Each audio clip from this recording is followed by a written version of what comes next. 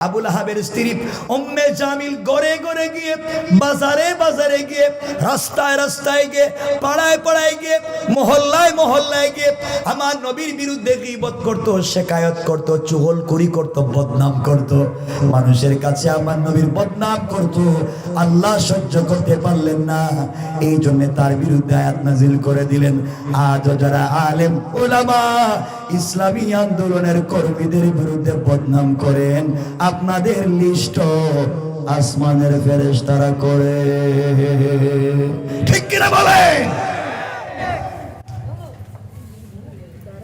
আমার বন্ধুগণ, হাম্মালাতুনের আরেকটা ব্যাখ্যা হলো, এই মহিলা জঙ্গল থেকে কাটাওয়ালা কাঠ এনে নবীজির যে রাস্তা দিয়ে হাঁটতেন ওখানে ফেলে দিত।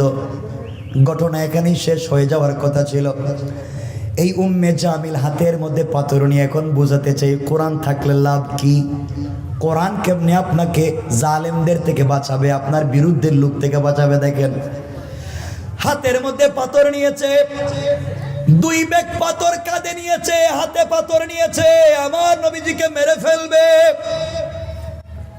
আমার রাসূল সাল্লাল্লাহু আলাইহি ওয়াসাল্লাম সিদ্দিকে আকবরকে সঙ্গে নিয়ে কাবা চত্বরে চলে গেলেন। কাবা চত্বরে গিয়ে নবীজি শুয়ে পড়লেন, সিদ্দিকে আকবর বসে পড়লেন। সিদ্দিকে আকবরের রানের উপরে আমার নবীজি মাথা রেখে শুয়ে পড়লেন। সিদ্দিকে আকবরের রানের উপরে আমার নবীজি মাথা রেখে শুয়ে আছে।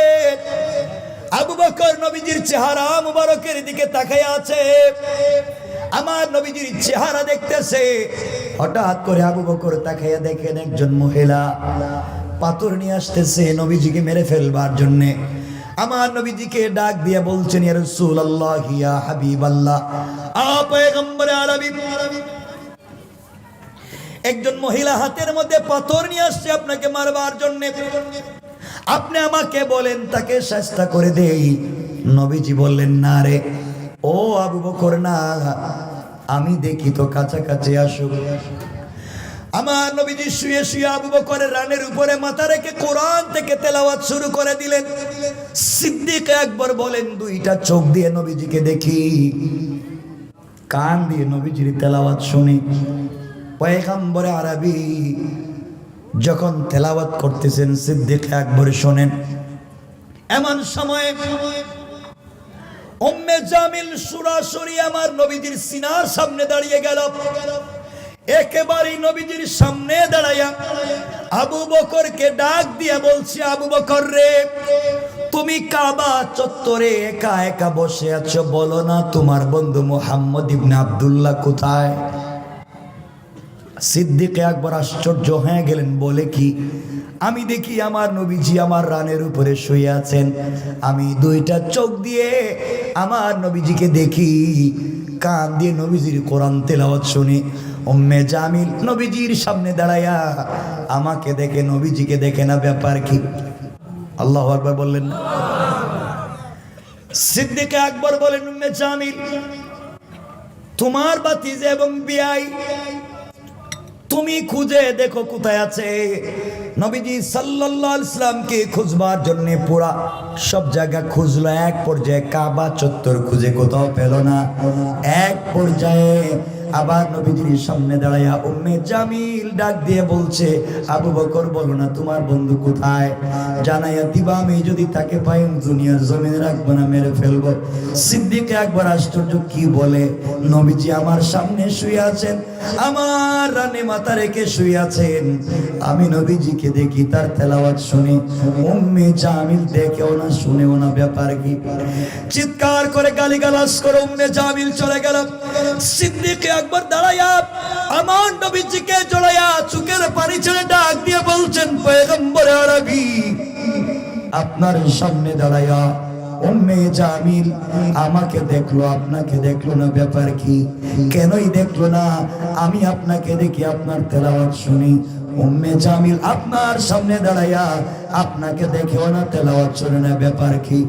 আমার নবীজি জবাব দিলেন, সিদ্দিক আকবর রে, আল্লাহ তাআলা আমাকে জানিয়ে দিয়েছেন, পয়গম্বর আরবি, কোন জালেম, কোন অন্যায়কারী, কোন নাফরমান, কোন বেঈমান আপনাকে আঘাত করবার জন্য যদি আসে, ওই সময় আপনি আমি আল্লাহর কোরআন থেকে তেলাওয়াত করবেন, আমি আল্লাহ হিজাবাম মাসতুরা।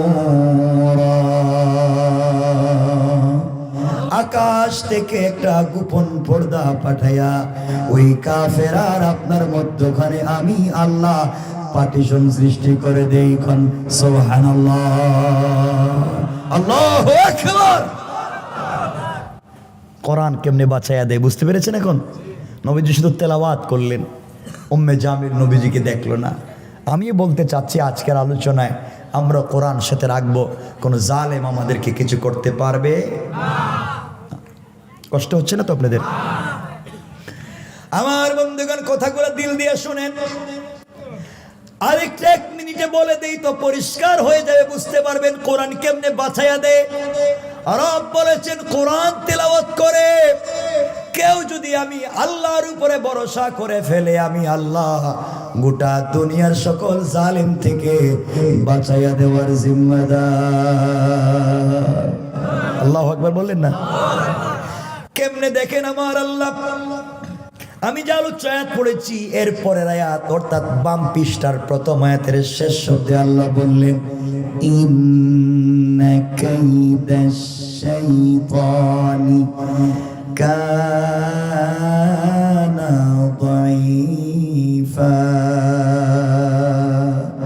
কাফের বেঈমানেরা দুনিয়ার জমিনে যত কৌশল করে না কেন, সবগুলা কৌশল আল্লাহর কাছে মশা মাছির চাইতে আর দুর্বল। কোন ঠিক কিনা? কেমনে বুঝবেন? 1 মিনিটে বুঝেন।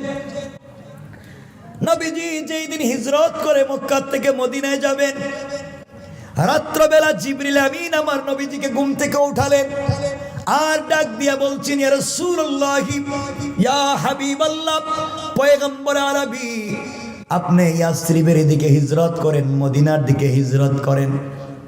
নবীজি উঠে গেলেন, ওযু করলেন, 2 রাকাত সালাত আদায় করলেন, ঘর থেকে বের হয়ে যাবেন, আল্লাহর উপরে ভরসা করে ঘর থেকে বের হবেন।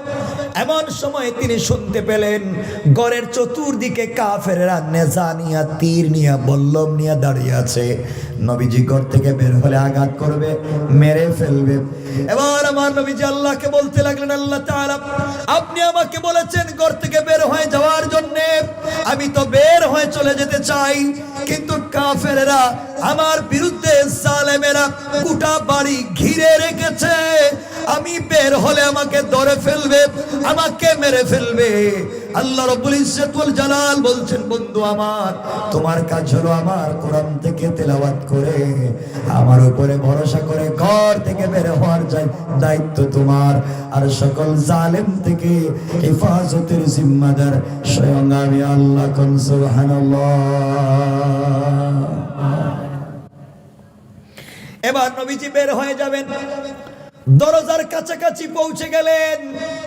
আবার আল্লাহকে বলছেন, আল্লাহ, কোরআন তিলাওয়াত করেছি, আপনার উপরে 100% ভরসা রেখেছি, ঘর থেকে বের হতে পারি, কিন্তু ওয়ালাকিন লিয়াতমাইন্না কলবি, অন্তরে প্রশান্তি পাচ্ছি না, কাফেররা কি করে বসে বুঝতেছি না।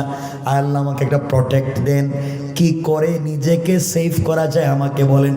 এবার আল্লাহ বলেন, বন্ধু, তুমি যদি তা করতে চাও তাহলে তুমি শুনো, হাতের মধ্যে কঙ্কর নেও, হাতের মধ্যে বালি নেও, হাতের মধ্যে পাথর নেও, আমার কোরআন থেকে তেলাওয়াত করে এখানে ফু দিবা, এই কঙ্কর, বালি, পাথর কাফেরদের উপরে নিক্ষেপ করে দিবা। তুমি বের হয়ে গেলে কেউ তোমাকে দেখতে পাবে না।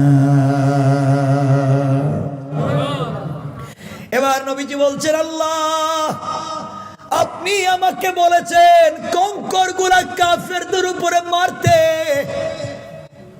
কাফেররা তো আমার ঘরের চতুর্দিকে দাঁড়িয়ে আছে, আর আমি যদি নিক্ষেপ করি তা তো শুধুমাত্র কেবলমাত্র একদিকে যাবে, সামনে যাবে।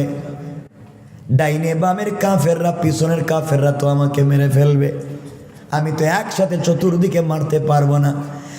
এবার আল্লাহ জানাইয়া দিলেন, ও আমার বন্ধু, তুমি আমার কোরআন থেকে তেলাওয়াত করো আর আমার উপরে ভরসা করে সামনের দিকে নিক্ষেপ করে বের হয়ে যাও। আমি আল্লাহ কথা দিলাম, যারা আমার উপরে ভরসা করে কোরআন থেকে তেলাওয়াত করে, আমি আল্লাহ কথা দিলাম, ও আমার বন্ধু কথা দিলাম, সকল কাফেরদের চুকে চুকে পৌঁছে দেওয়ার জিম্মাদার আমি আল্লাহ। কোরআন কেমনে মানুষকে বাঁচিয়ে দেয় এবার দেখেন। নবীজি কঙ্কর হাতে নিলেন, বালি অথবা পাথর হাতে নিলেন, সামনের দরজা খুললেন, শুধু সামনের দিকে মারলেন।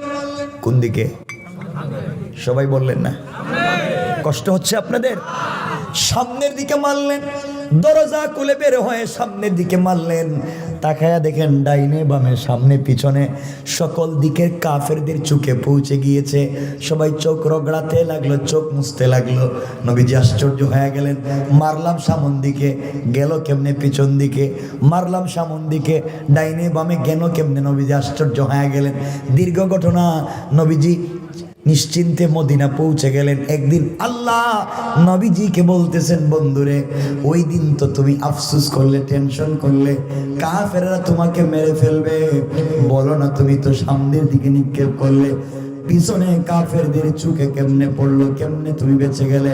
নবীজি বলছেন, আল্লাহ আপনি বলেছেন কোরআন তিলাওয়াত করতে আমি করলাম, কেমনে বাঁচলাম আমি জানি না। এবার আমার আল্লাহ জবাব দিলেন, বন্ধু শোনো, আমার রামাইতা ইযা রামাইতা ওয়ালাকিন্নাল্লাহ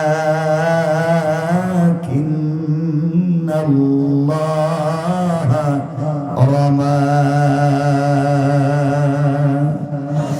আল্লাহ জানিয়ে দিলেন, বন্ধুরে তুমি যখন আমার উপরে ভরসা করে কোরআন থেকে তিলাওয়াত করে পাথর নিক্ষেপ করেছো, ওটা তোমার হাত থাকে নাই, ওটা আমি আল্লাহর কুদরতের হাত হয়ে গিয়েছে।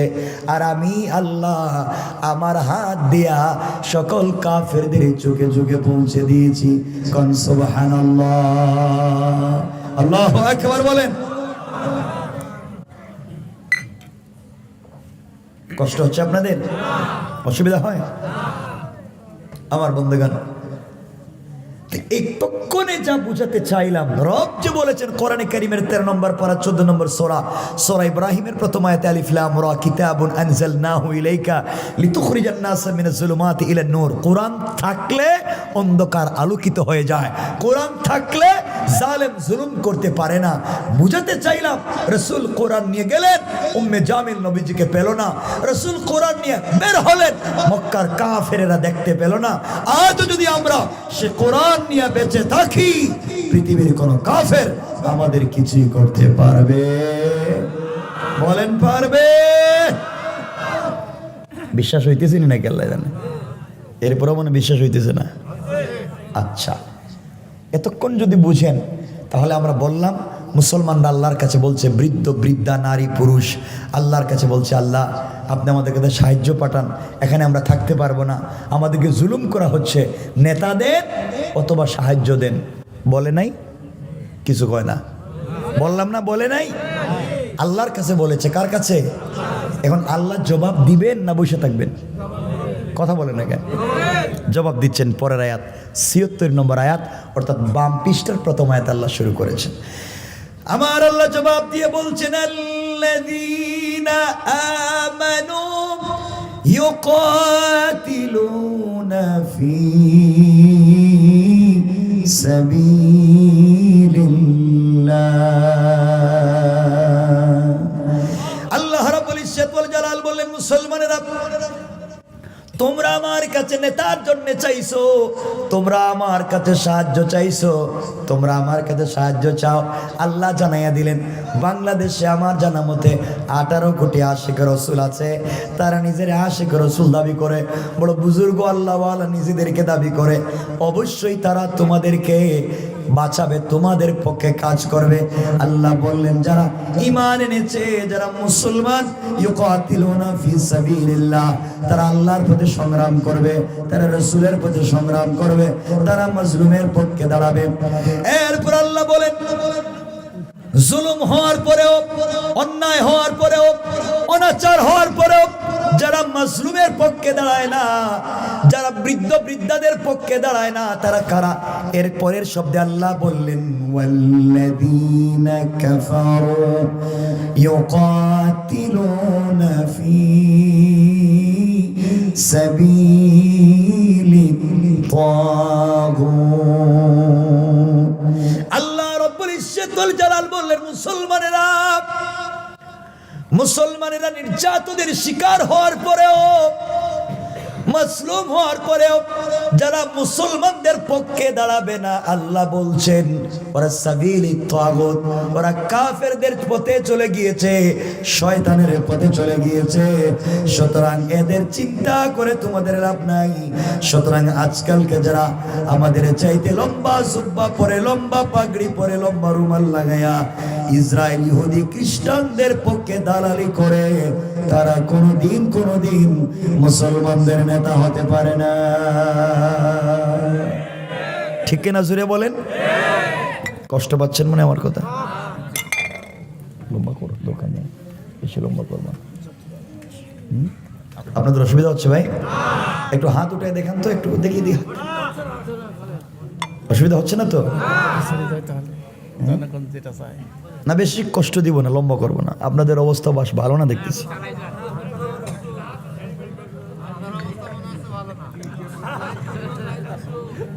শোনেন, মাঝে মাঝে চিন্তা করতেছেন খেলা দেখতে যাইবেন মনে হয়। একটু হাত উঠে দেখেন কারা কারা যাইবেন দেখি। ওরে আল্লাহ আমাদেরকে হেফাজত করুক। চিৎকার করে আওয়াজ করে বলেন আমিন, আরো জোরে বলেন আমিন। আল্লাহ বলছেন ওয়াল্লাযীনা কাফারু ইউকাতিলুনা ফি সাবিলিত তাগুত, যারা নিজেকে মুসলমানদের লিডার আর নেতা দাবি করবার পরে ইসরায়েল ইহুদি খ্রিস্টানদের পক্ষে কথা বলে, ওদের লম্বা জুব্বা হতে পারে, লম্বা রুমাল আর পাগড়ি হতে পারে, ওরা মুসলমানদের নেতার লিডার হতে পারে না। এরা হলো এই বিশ্বের ইহুদি খ্রিস্টানদের নেতার লিডার। এখন আল্লাহ, আমরা কার বিরুদ্ধে এখন সংগ্রাম করব? এমনি কাফেররা তো শক্তিশালী, আমরা যাদেরকে লিডার মনে করি হেরাও দেখতেছি, এদের কার বিরুদ্ধে যুদ্ধ করব? আল্লাহ, আমরা কি ইহুদি খ্রিস্টানদের বিরুদ্ধে যুদ্ধ করব? কি করব এখন? আল্লাহ জবাব দিচ্ছেন। এবার আল্লাহ জবাব দিলেন ফাকাতিলু আউলিয়া শাইতান। আল্লাহ রাব্বুল ইজ্জত ওয়াল জালাল বললেন বান্দারা শোনো, ফাকাতিলু, তোমরা কিতাল করো, সংগ্রাম করো, আউলিয়া আশ-শাইতান, শয়তানের বিরুদ্ধে না শয়তানের নেতার বিরুদ্ধে? কথা বলেন, শয়তানের বিরুদ্ধে না শয়তানের নেতার? আরে শয়তানের না। আল্লাহ বলছেন ফাকাতিলু শাইতান, শয়তানের বিরুদ্ধে সংগ্রাম করো, বলেন নাই, বলছেন ফাকাতিলু আউলিয়া আশ-শাইতান, শয়তানের নেতার বিরুদ্ধে যুদ্ধ করো। শয়তানের নেতা কারা? যারা মুসলমান পরিচয় দিয়ে মুসলমানদের বিরুদ্ধে কাজ করে, তারাই শয়তানদের নেতা। ঠিক কিনা বলেন? ফাকাতিলু আউলিয়া আশ-শাইতান। আল্লাহ ওর নেতাও দেখতেছি এদের, সব তো এদের। এখন আমরা কেমনে যুদ্ধ করব? এদের তো শক্তি বেশি, আমরা পারবো না। আল্লাহ বলছেন টেনশন কইরো না, ওই আগের কোরআন সাথে নিয়ে আমার উপরে ভরসা করে নেমে পড়ো। রব শেষ শব্দে বলছেন, আমার আল্লাহ শেষ শব্দে বললেন ইন্না কাইদাশ শাইতানি কানা দাঈফা। আল্লাহ রাব্বুল ইজ্জত ওয়াল জালাল বললেন গোটা দুনিয়ার কাফের আর তাদের নেতারা একত্রিত হয়ে যত বুদ্ধি পরামর্শ করুক না কেন, সব কিছু আমি আল্লাহর কাছে দুর্বল। কোন ঠিক কিনা? কথা কি বুঝছেন? এতক্ষণ বুঝছেন নি? তা যদি সত্য হয়, আপনাদের কাছে বলছি বাবা, কে আপনাদেরকে এই দুনিয়ার পিছনে ফেলে দিয়েছে? কিসের এই দুনিয়া? দুনিয়া হচ্ছে একটা ধোঁকা। দুনিয়ার মতো ধোঁকা এই পৃথিবীতে আর নাই। দুনিয়ার মতো ধোঁকা এই পৃথিবীতে আর নাই। সুতরাং ইসলামের পক্ষে কোরআনের পক্ষে আমরা থাকবো ইনশাআল্লাহ। হেফাজত করবেন কে? আর যদি ভুল হয়ে যায় চলার পথে, ভুল হতে পারে না, মাফ করে দিবেন কে? এই কথা আমার আল্লাহ কোরআনে কারীমের 19 নম্বর পারা 25 নম্বর সূরা সূরাল ফুরকানের 65 নম্বর আয়াত থেকে আমার আল্লাহ বললেন, ওয়াল্লাযীনা ইয়াকুলুনা রাব্বানা সরিফ আন্না আযাব জাহান্নাম ইন্না আযাবাহা কানা গারামা। আল্লাহ রব্বুল ইজ্জত ওয়াল জালাল বললেন, বান্দারে সাকারাত শুরু হয়ে যাওয়ার আগে, গারগারা শুরু হয়ে যাওয়ার আগে, কবরে চলে যাওয়ার আগে, মালাকুল মউত আজরাইল চলে আসার আগে, গোটা জিন্দেগীর অপরাধের জন্য আমি আল্লাহর দরবারে হাত উঠাইয়া যদি ক্ষমা চাইতে পারো, আমি আল্লাহ কথা দিলাম বান্দারে, ক্ষমা চাইতে দেরি হবে, আমি আল্লাহ মাফ করে দিতে দেরি হবে না। কোন ঠিক কিনা? এজন্যে চলার পথে ভুল হয়ে যেতে পারে, আমাদের অন্যায় হয়ে যেতে পারে। খুব মনোযোগ দিয়ে কয়েকটা কথা শুনেন, আমি রেখে দিব। ভুল হয়ে যেতে পারে, মাফ চাইবো কার কাছে? কথাগুলা ভালো করে বুঝো। ও মুসলমান, আজ তুমি টাকার পিছনে দৌড়াও, সম্পদের পিছনে দৌড়াও, গাড়ি বাড়ির পিছনে দৌড়াও, দুনিয়া থেকে যাবে, দুনিয়াই থেকে যাবে, তুমি ধোঁকা খেয়ে যাবা। যাদের জন্য পৃথিবীতে সবকিছু করলা, দুনিয়া থেকে যাবে, কেউ তোমাকে মনে রাখবে না। দেখেন আল্লাহ কি বলছেন, সূরা আল মাআরিজ 29 নম্বর পারা। আল্লাহ বললেন, ইয়াউমা তাকুনুস সামাউ কাল মুহলি ওয়া তাকুনুল জিবালু কাল আইহিন। আল্লাহ বলেন, দুনিয়াবাসী শোনো, আমি তোমাদেরকে এত কথা বললাম, বিশ্বাস করলে না, এত কথা বললাম, মানলে না। যেই দিন দেখবে আসমান বিগলিত তামার মতো ফুটা ফুটা হয়ে পড়ে যায়, ওই দিন বুঝবে আমি আল্লাহ যা বলেছিলাম সত্য। যেদিন দেখবে পাহাড়গুলা রঙিন সুতার মতো উড়ে যায়, এই দিন বুঝবে আমি আল্লাহর কথা সত্য। বান্দারে, তুই তোর সন্তানের জন্য যা করলে, মা বাবার জন্য যা করলে, আত্মীয় স্বজনের জন্য যা করলে, কেউ তোর কাজে আসবে না। আল্লাহ বললেন, ওয়ালা ইয়াসআলু হামীমুন হামীমা।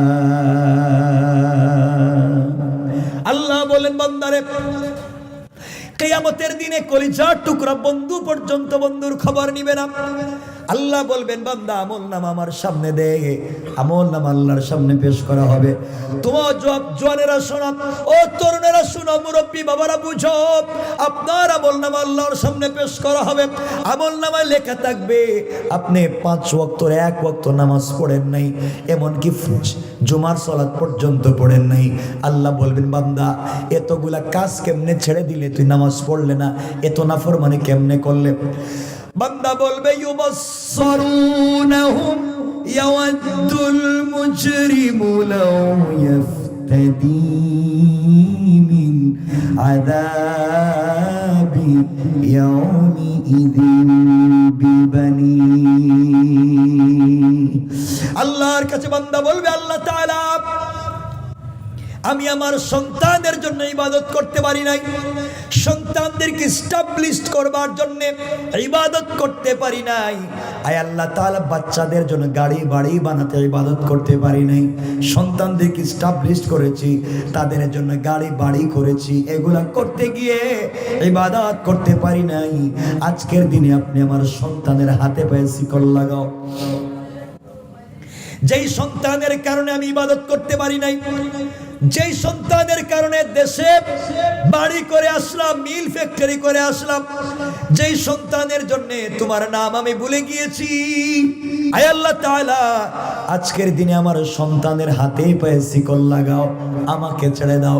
আল্লাহ বললেন, বান্দারে, তোমার সন্তানকে বেঁধে রাখতে পারি, কিন্তু তোমাকে ছাড়বো না। আল্লাহ কেন ছাড়বেন না? তোমার আমলনামায় লেখা তুমি ঘুষ খাইছো, তুমি সুদ খাইছো। আয় আল্লাহ তাআলা, আমি ঘুষ সুদ এমনি খাই নাই, আমার স্ত্রীর জ্বালাতন শুনে স্ত্রী বারবার আমাকে বলেছে, পাশের বাড়ির দুলাভাই কত সুন্দর বাড়ি বানিয়েছে, তাদের টাকা আছে পয়সা আছে, আপনার হয় না কেন? স্ত্রীর কথা শুনতে শুনতে আমি সুদে টাকা এনে বাড়ি বানাইছি, আমি ঘুষ খেয়ে বিজনেস করেছি। আয় আল্লাহ তাআলা, আজকের দিনে আমার যে স্ত্রীর কথা না ফরমানি করলাম, ওই স্ত্রীকে বেঁধে রাখো, আমাকে ছেড়ে দাও। বান্দা বলবে, ও সাহিবাতিহি ওয়া আখি, আয় আল্লাহ তাআলা, আমার স্ত্রীকে বাঁধো, আমাকে ছেড়ে দাও। আল্লাহ বলবেন, বান্দারে তোমার স্ত্রীকে বাঁধতে পারে, তোমাকে ছাড়বো না। কেন ছাড়বেন না? তোমার আমল নামায় লেখা মানুষের কাছ থেকে ঋণ নিছো, কিন্তু ঋণ দেওয়া নাই। আয় আল্লাহ ঠিক কথা বলছেন। আমি ছিলাম পরিবারের বড় সন্তান, বড় ভাই।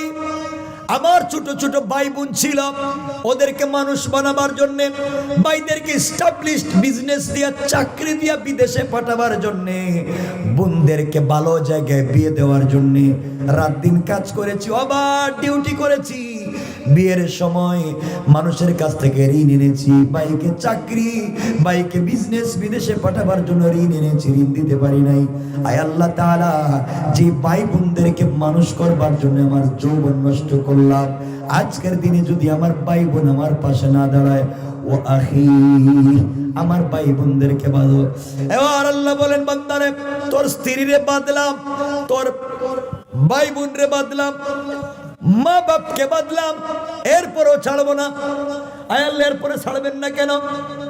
তোমার আমল নামায় লেখা দেখি চাঁদাবাজি করছো, আরেকজনের জমি দখল করছো, আরেকজনের দোকান ডাকাতি করছো, গ্রামের নিরীহ মানুষের মাথায় বাড়ি মারছো কেন? আল্লাহ বললেন, ও বান্দা কেন করলে? বান্দা বলছে, আল্লাহ আমার গ্রামের মুরব্বী আমাকে বলছে অমুকরে পিঠা, আমি পিছনে আছি। আমার গোষ্ঠীর লিডার বলছে অমুকে মার, আমি তোর সাথে আছি। আমার দলের নেতা বলছে আমার বিরোধী দল যারে পাইবে তারে পিঠাইবে, আমি আছি। আয় আল্লাহ তাআলা, আমি তো কিছু করি নাই, নেতা যা কইছে তাই করছি, এখন আমাকে ছেড়ে দাও, আমার নেতাকে বাঁধো। পরের আয়াতে আল্লাহ বললেন, ওয়া ফাসিলাতিহিল্লাতী তুআওয়ি। ও বান্দা, তোমার আমল নামায় এত নাফরমানি কেন? আয় আল্লাহ, গোষ্ঠীর মুরব্বী, এলাকার মুরব্বী, দলের মুরব্বী বলছে এই জন্য করেছি। আল্লাহ সবাইকে বাঁধো, সবাইকে বাঁধলাম, বান্দা তোমাকে ছাড়বো না। আয় আল্লাহ তাআলা, আর কি দেওয়া লাগবে? এবার বান্দা বলছো, আমান ফিল আরদি জামিআন সুম্মা ইউনজি। আয় আল্লাহ, ওয়ামান ফিল আরদি জামিআ, আসমান জমিনে যা আছে সব তোমাকে দিতে চাই, বিনিময়ে আমাকে ছেড়ে দাও। আল্লাহ বলেন, বান্দারে প্রথমে বাচ্চাদেরকে দিলে, এরপরে বউ দিলে, এরপরে ভাই বোন দিলে, মা বাপ দিলে, দলের মুরব্বী, গ্রামের মুরব্বী, গোষ্ঠীর মুরব্বী, সবরে আমার কাছে দিলে, সবাই শিকল লাগালাম। এরপরে আসমান জমিনে যা আছে সব দিলে, এরপরও নিজেকে বাঁচাতে চাও, সুম্মায়ুনজি। আল্লাহ এত কিছু দেওয়ার পরেও নিজেকে বাঁচাতে চাই। এবার আল্লাহ বলেন, তোর কি আর কোনো কথা আছে? আল্লাহ আর কি বলবো, সবই তো দিলাম, বিনিময়ে আজকের কিয়ামতের দিনে আমাকে ছেড়ে দাও। এবার আল্লাহ জবাব দিচ্ছেন, বান্দারে কাল্লা ইন্নাহা লাযা নাযাতাল লিশাওয়া। আল্লাহ বলেন, বান্দা কাল্লা, কখনো না। সবাইরে বাঁধলাম, তোর সন্তান বাঁধলাম, স্ত্রীকে বাঁধলাম, তোর ভাই বোনকে বাঁধলাম, মা বাপকে বাঁধলাম, দলের লিডার বাঁধলাম, গোষ্ঠীর লিডার বাঁধলাম, গ্রামের লিডার বাঁধলাম, সবাইকে বেঁধে রাখছি, তোমাকে ছাড়বো না। যা দিয়েছ সব রাখছি, তোমাকে ছাড়বো না। আল্লাহ আমাকে যেহেতু বেঁধে রেখেছেন, একটু আযাব কম দেন। আল্লাহ বলছেন, ইন্নাহা লাযা, তোমাকে এমন শাস্তি দিব বান্দারে, এমন আগুন দিয়ে তোমাকে জ্বালাবো, চামড়া জ্বলবে, গোশত জ্বলবে, হাড্ডি জ্বলবে, সব জ্বলে পানির মতো পড়বে, কিন্তু তোমার রূহকে জ্বালাবো না, তোমাকে কষ্ট দিব। আয় আল্লাহর কেমনে শাস্তি দিবেন? আল্লাহ বলেন, নাযাতাল লিশাওয়া, আয় আল্লাহ এই শাস্তি কি বুঝি নাই? বুঝাতে চাচ্ছেন আল্লাহ 2 লক্ষ জীবন্ত বকরির বাচ্চাকে মাথা নিচের দিকে করে পা উপর দিকে উঠাইয়া 2 লক্ষ জীবন্ত বকরির শরীর থেকে টাইনা টাইনা চামড়া নামাইয়া দিলে যেই ব্যথা হবে, বান্দারে আমি আল্লাহ তোমাকেও মাথা নিচের দিকে করে পা উপর দিকে উঠাইয়া 19 জন ফেরেশতা দিয়া তোমার শরীর থেকেও চামড়া টেনে টেনে নামাবো। নাউজুবিল্লাহ। আল্লাহ এত কষ্ট দিবেন, কেউ কি আমার ডাকে আসবে না? আল্লাহ বললেন তাদউ মান আদবারা ওয়া তাওয়াল্লা, ডাক দে ডাক দে, যারে পাঁচ তারে ডাক দে, কেউ আসবে না। আয় আল্লাহ তো শাস্তি দেওয়ার কারণ কি? পরের আয়াতে আল্লাহ বললেন ওয়া জামাআ ফাআওয়া, হালাল হারাম বাছ বিচার নাই, শুধু সম্পত্তি জমা করছো আর পুঞ্জীভূত করে বাড়াইছো। বিশ্বাস হবে না এই কথা। কোরআনে কারিমের 30 নম্বর পারা সূরা হুমাজায় মধ্যখানে আল্লাহ বলছেন আল্লাযী জামাআ মালাহু ওয়া আদ্দাদা, যারা সম্পত্তি জমা করলো আর গণনা করলো, আল্লাহ বললেন তাদেরকে আমি আল্লাহ এমন শাস্তি দিব, এমন শাস্তি দিব যেই শাস্তির কারণে তারা শ্বাস ফেলতে পারবে না। নাউজুবিল্লাহ। সুতরাং বুঝাতে চাইলাম এত অন্যায় থেকে নিজেকে বাঁচাতে হলে একমাত্র কেবলমাত্র আল্লাহর তাওহীদ এবং রাসূলের রিসালাতের বিকল্প নাই। বিকল্প বলেন, বিকল্প নাই। সুতরাং চলার পথে আল্লাহর তাওহীদ এবং রাসূলের রিসালাতকে মানতে হবে। ইনশাআল্লাহ বলেন, বলেন ইনশাআল্লাহ, বলেন সবাই বলেন ইনশাআল্লাহ। এজন্য মুসলমানেরা শোনো, মুসলমানেরা শোনো, আল্লাহর সাথে সম্পর্ক করো, আল্লাহকে ভালোবাসতে শিখো, রবের কদমে সিজদায় পড়ে যাও। রব বলে শুনো বান্দা, জীবনে যত নাফরমানি অন্যায় করো না কেন, আমার কদমে যদি সিজদায় পড়ে যাও, রব কথা দিলাম আমার দেওয়া কপাল আমার কুদরতের পায়ে লাগায়া, আমার দেওয়া চক্ষু থেকে যদি পানি ছেড়ে দিয়া, আমার দেওয়া জবান দিয়ে আমাকে আল্লাহ বলে ডাক দিতে পারো, রব কথা দিলাম তোমাদের সবাইকে মাফ করে দেব। সুবহানাল্লাহ জোরে পড়েন। সুতরাং দিন শেষে আমরা ইবাদত করব কার? সবাই বলেন কার? আর দুনিয়ার জমিনে শুধুমাত্র কেবলমাত্র তরিকা একটাই, সেটা হলো রাসূলের।